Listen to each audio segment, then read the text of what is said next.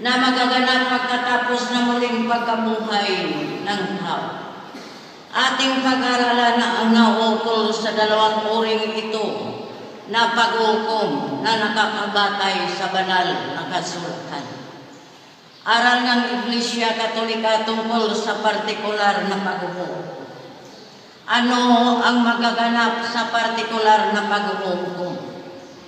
Sa partikular na pag-uukom, titingnan kung ano ang naging buhay ng tao habang siya'y nasa ibabaw ng lupa.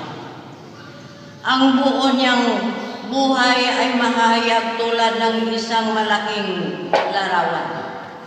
Maalaala ng tao ang lahat ng naganap sa kanya sa ibabaw ng lupa.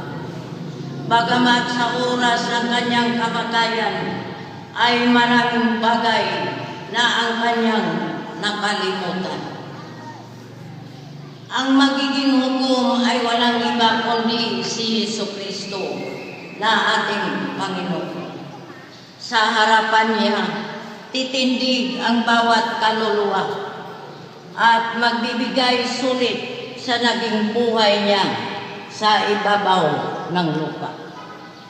Ang mabuti at masama na ginawa ng tao ay titimbangin ng Panginoon ayon sa katarungan.